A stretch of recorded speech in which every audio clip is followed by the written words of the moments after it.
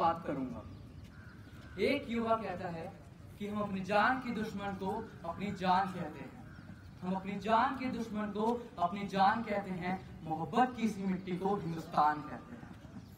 ये जो दुनिया में सुनाई दे उसे कहते हैं खामोशी, ये जो दुनिया में सुनाई दे उसे कहते हैं खामोशी, ये जो आंख में दिखाई दे इसे तूफान कहते हैं, इसे तूफान कहते हैं। ये जो दीवार का सुराग है, ये जो दीवार का सुराग है, अमेरिका, चाइना, पाकिस्तान की साजिशों का हिस्सा है, मगर हम इसे अपने घर का रोशनदान कहते हैं, रोशनदान कहते हैं। एक दूसरा युवा कहता है कि देश मेरा जल रहा है, आग लगी है सीने में, हुक्मरां जबरदस्त है, खून गरीब का पीने में। तो राम मंदिर या बाबरी का पक्ष नहीं मैं लाया हूँ, घायल भारत चीख रहा है, उसकी चीख सुनाने आया हूँ, उसकी कथा बताने आया हूँ। आप सभी को सुप्रभात। मैं आर्यन अंदरू का शबारिया का छात्र आप सभी के समक्ष कुछ वीरता वाली बातें और कुछ सच लेकर उपस्थित हुआ हूँ। तो सुनिए। आजादी, अरे आजादी का असलियत वही समझ सकते हैं जिन्होंने कभी गुलामी की हो। हम तो सौभाग्यशाली जो ठहरे जो इस आजाद भारत में जन्मे। यूं तो आजादी की लो 1847 में ही जल उठी थी, जो 1947 में मसाल बनकर लौटी। तो ज्यादा नहीं, प्राचीन, मध्यकालीन और वर्तमान के उदाहरणों से कुछ स्पष्ट करना चाहूंगा कि जब हम फिरंगियों के बेड़े में फंस गए थे, जब हम फिरंगियों के बेड़े में फंस गए थे, तो रंग दे बसंती चोला की एक आवाज पे टोलों के टोले मड़ाते थे और उनके वंदे मातरम के एक नारे से रक्त में बहता 5 डिग्री का तूफान अंग्रेजी शासकों की नींद उड़ा देता था।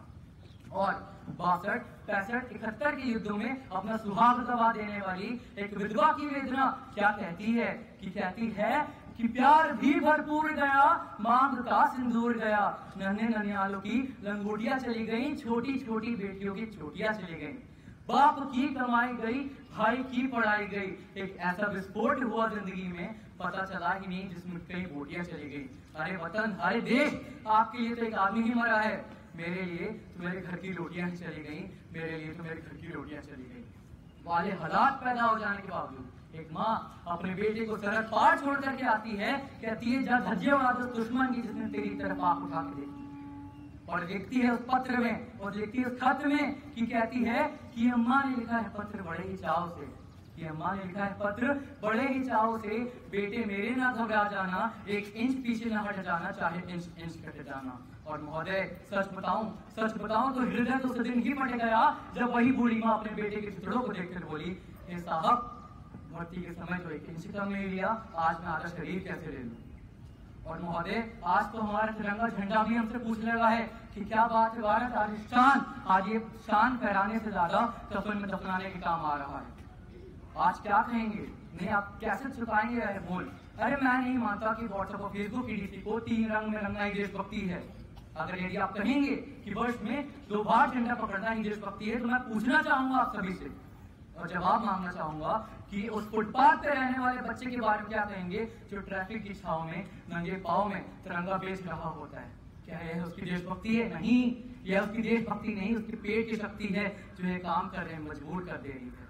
क्योंकि कहते हैं कि ना मस्जिद को जानते हैं ना शिवालों को जानते हैं, ना मस्जिद को जानते हैं ना ही शिवालों को जानते हैं, जो पेट के भूखे होते हैं ना वो सिर्फ भोजन के निवालों को जानते हैं।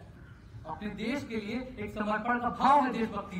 हर सैनिक ही नहीं, आप सब भी देशभक्त हो सकते हैं अगर आप चाहें तो। अपना सारा काम ईमानदारी से करे, ये देशभक्ति है। उन देशद्रोही की सिर्फ एक कविता है मेरे पास, उसके साथ अपने वाणी को विराम दूंगा कि कहते हैं कि अगर तू एक परिंदा है, देशद्रोही सोचते हैं कि अगर वो सर्वोपरि हैं, तो उनके लिए कविता है कि अगर तू एक परिंदा है तो ये आसमान तेरा है, कि अगर तू एक परिंदा है तो ये आसमान तेरा है, अगर तू एक दरिंदा है तो ये शमशान तेरा है।